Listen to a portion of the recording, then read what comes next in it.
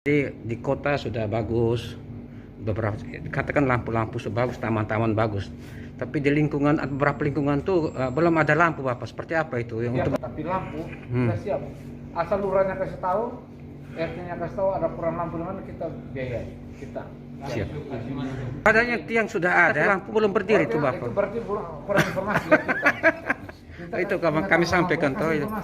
Siap Bapak. Siap. Kalau kesulitan kasih tim, kasih tahu kita langsung. Siap Bapak, ini kan kami temui itu, kami sampaikan di Bapak. Betul. Terima kasih Bapak. Makasih banyak.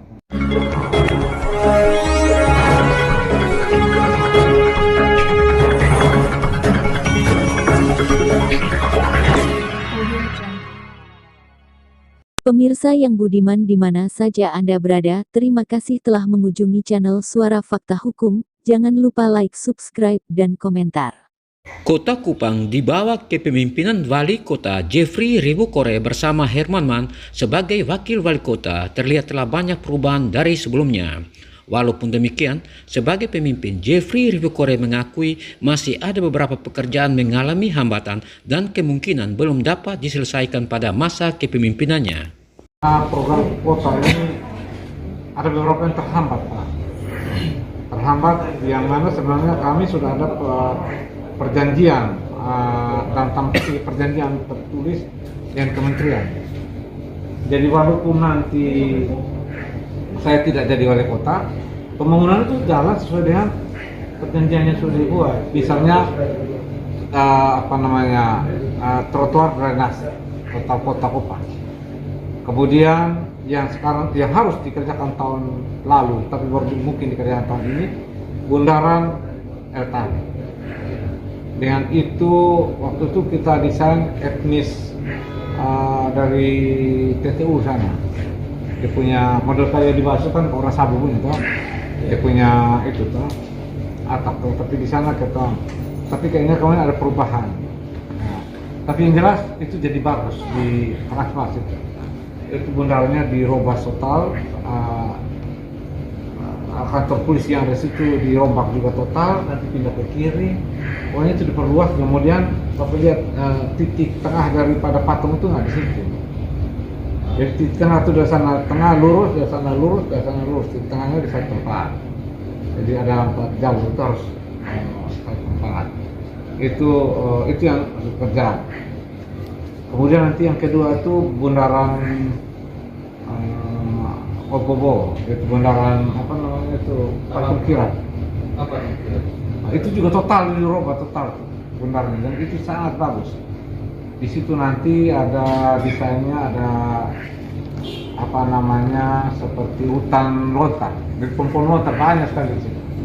Keliling itu dan di situ ada batu-batu alam, batu karang yang dulu yang tajam-tajam, yang hitam-hitam tuh, harus betul itu konsep. Terus dia nyambung ke bawah ke Nabo itu di trotoar juga semua bagus nih. Pakai andesit di trotoar. Terus nanti gerbang itu yang jadi tahun ini. Nah, terus nanti tahun-tahun berikutnya lagi ada penataan kawasan pantai, penataan jalan lewat pantai itu, kecuali yang ada hotel-hotel lain itu kita tidak pasang inilah, tapi pakai jalan alam aja. Yang lewat pinggir pantai yang sekarang putus-putus itu kita lengkap semua, termasuk kasus yang di Hotel M itu kita akan selesaikan. Jadi semua masyarakat akan jalan lewat sana bisa.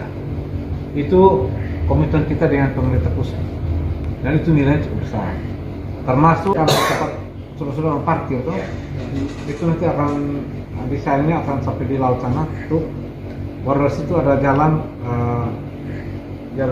itu lewat belakang laut itu tembus di yang Tedis yang sekarang pantai Tedis itu, dan situ ada loko-lokonya dibikin di tengah laut itu, loko-lokonya orang bisa foto-foto, itu desainnya.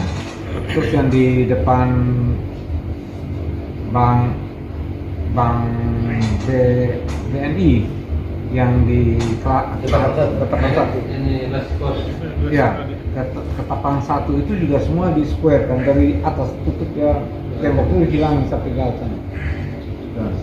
square dan dibikin tempat-tempat square ke luar negeri pun misalnya.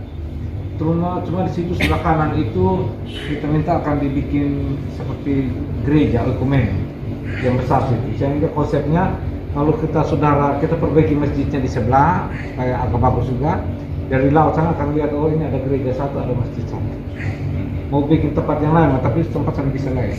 Pas-pasan, saya sudah masuk di batas batu situ, jadi sana bisa. Jadi kita akan, itu cuma dua itu belum disetujui, belum approve karena ada kasus waktu Aston sama LBK itu kan izinnya terlambat. Jadi dia bilang itu aja dua izinnya belum keluar, Bapak udah mengajukan ini lagi, misalnya seperti itu.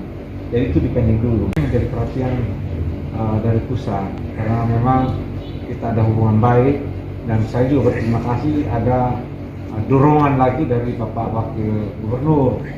Pak Yosef juga berperan untuk membantu kami mengkomunikasi apa yang menjadi harapan kami dengan Pak Menteri. Saya juga datang ke sana ketemu Pak Menteri, didukung juga oleh Pak Yosef juga menelpon Pak Menteri supaya mendukung atau membantu kami. Jadi ini bukan semata-mata ketua saja, tapi juga ada Pak Wakil Gubernur ikut terlibat situ membantu kami sebagai sesama anggota DPR lah dulu kan gitu ya, menolong. Toh juga nanti kebanggaan provinsi, kebanggaan Kota Kupang begitu. Nah, terus itu tetap akan jalan ke depan ini, drainase total dan juga air bersih. Air bersih ini yang sekarang lagi jalan, kita baru rapat tadi, air bersih sudah hampir selesai 95%. Coba ada tadi gambarnya. Dan ini IPA-nya, terus reservoir NBS yang tadi ada masalah, kemudian reservoir yang 10 meter di alam. Terus ada presedimentasi yang di fontaine, ya. Terus itu ada jaringan pipanisasi dari apa itu.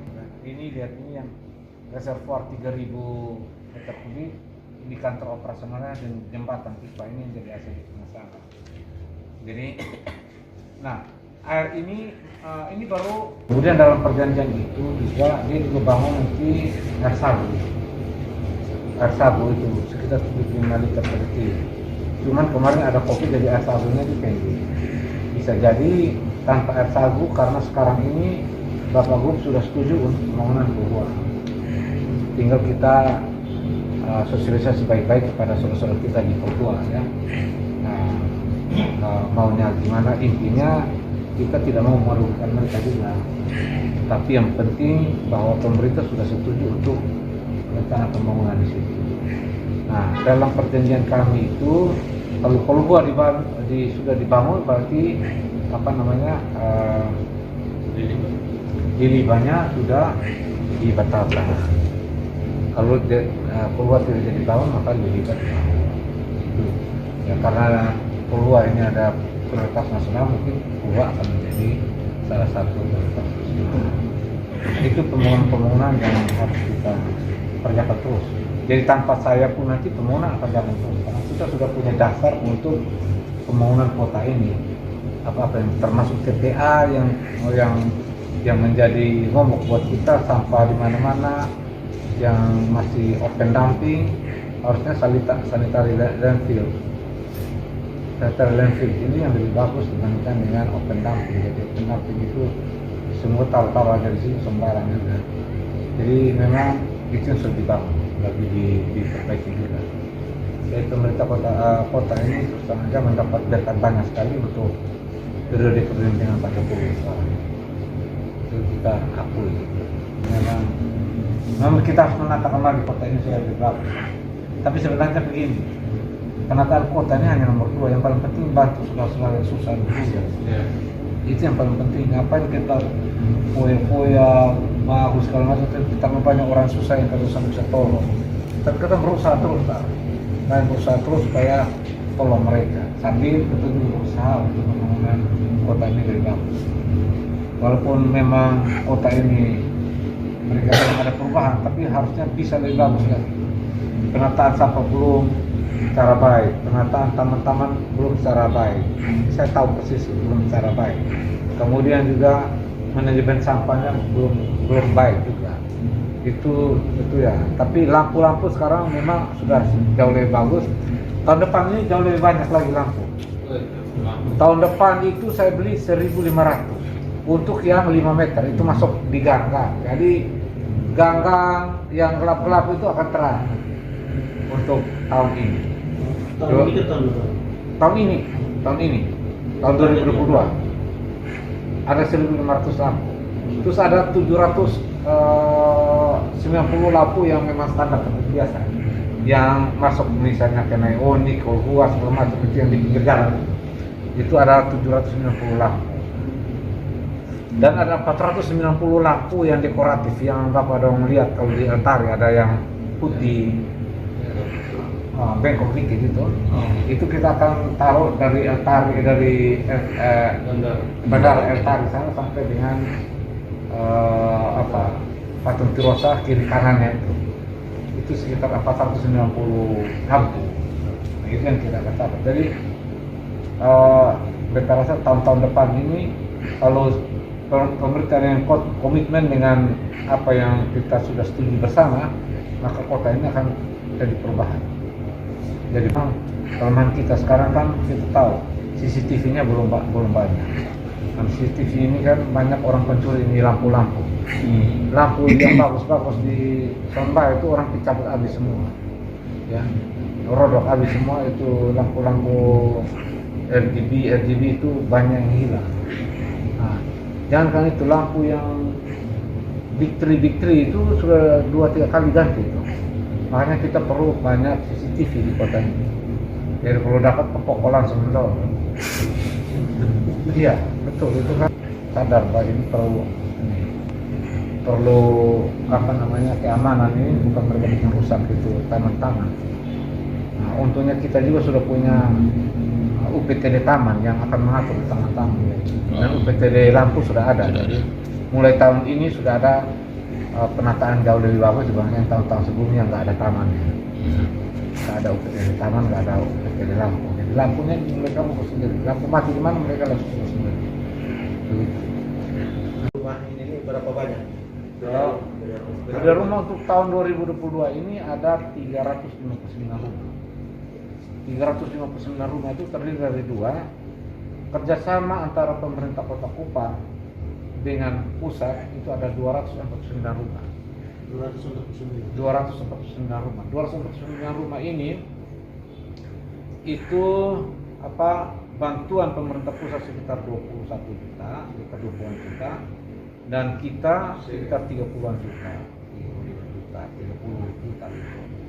Nah, sedangkan program yang kedua itu memang program yang memang pure atau asli program pemerintah Kota Kupang, itu bantuan rumah ke masyarakat sama ke orang miskin semua. Cuma syaratnya kalau yang dari Pemkot kerjasama Pemkot dengan pusat itu ada syaratnya harus punya sertifikat. Yang orang bersangkutan yang punya sertifikat. Ya orang-orang yang secara ekonomi kita harus bantu, janda kalau kemudian yang memang rumah tidak layak huni itu harus ada sertifikat. Nah, kemudian yang dari Pemkot punya yang 110 rumah itu tidak ada syarat sertifikat. Kalau memang rumahnya tidak layak huni dan itu dia tinggal di tanah milik orang lain, maka dia cukup minta izin dari pemilik tanah bahwa dia bisa bangun sini. Nah, itu cukup kita langsung bangun. Ada izinnya udah langsung bangun. Nanti kalau gimana kadang-kadang kan kita justru dalam banyak hal kita minta izin dari tuan tanahnya bisa dibangun kosan deh segala macam. Jadi itu rumah total seluruhnya 359 rumah. Nah dari jumlah itu semua nanti 110 rumah banyak juga nanti rumah-rumah yang tidak lagi huni akan terbantu tahun depan. Cuma memang yang kemarin itu APBD kota dan juga uang pribadi kan yang habis. Ternyata pembiayaan itu sewa hotel itu cukup mahal juga. Karena kita ajak mereka, kadang-kadang orang-orang ini ya mohon maaf rumahnya tidak layak huninya, mereka juga nggak mau tinggal keluarga dan karena memang ada keluarga, ya ada keluarga tapi di tempat jauh dan sebagainya, mungkin keluarga juga punya rumah yang sempit. Jadi kita bawa mereka ke hotel. Dulu waktu rumah kita belum dihajar itu serangan roh jahat itu, waktu bulan April itu mereka tinggal di rumah sama-sama kita di rumah jabatan. Jadi Seroja datang kita mau bersama-sama kan. kita pindah ke Hotel Maya, sementara saudara yang lain pindah ke rumah saudara yang lain juga. Jadi itu apa namanya, benar rumah juga. Akhirnya mereka tinggal di hotel. Jadi kita biayain di hotel. Kadang-kadang waktu itu targetnya 12 hari, tapi ternyata kadang-kadang bisa sampai 17 hari baru kita ke hotel kita. Nah di samping itu juga kita biayai perabotnya. Saya beli sendiri perabotnya, ada tempat tidurnya, ada spraynya, spring bednya, spray bantal guling, bantal kepala, itu lengkap semua. Jadi spring bednya cukup besar itu, ukuran 2 orang itu yang king size ya. Itu di situ. Kemudian ada meja dan kursi. Dan kadang-kadang kita kasih tambah TV kecil untuk mereka. Nah, dan itu uang pribadi loh. Uang bukan uang dari pemerintah Kota Kupang. Kota Kupang itu hanya benar-benar bangun saja. Nah, uang pribadi ada juga saudara-saudara kita yang bantu Pak. Mereka juga beli tempat tidurnya. Memang nilainya nggak banyak. Satu rumah tuh rata-rata kita perlu 5.600.000 sampai 6.600.000. 6.800.000 gitu. Karena kalau pakai TV dia jadi 6 juta lebih, sampai 7 juta. Kalau nggak pakai TV hanya 5.600.000 saja. Tadi di kota sudah bagus, beberapa katakan lampu-lampu sudah bagus, taman-taman bagus. Tapi di lingkungan, beberapa lingkungan tuh belum ada lampu Bapak. Seperti apa itu? Yang untuk dan bahkan jalan-jalannya masih belum begitu tertata. Seperti apa Bapak? Kalau jalan belum tertata kan aspalnya berarti masalah. Itu kita susah diatur karena memang pembiayaan dan sebagainya memang terbatas dan itu memang kadang-kadang dari kawan-kawan dewan. Tapi lampu kita siap. Asal lurahnya kasih tahu, RT-nya kasih tahu ada kurang lampu di mana, kita biayai. Kita siap. Adanya tiang sudah ada, tapi lampu belum berdiri itu Bapak. Itu berarti kurang informasi ya kita. Itu kami sampaikan tuh. Siap Bapak. Kalau kesulitan kasih tim, kasih tahu kita langsung. Siap Bapak, ini kan kami temui itu, kami sampaikan di Bapak. Terima kasih Bapak. Terima kasih banyak.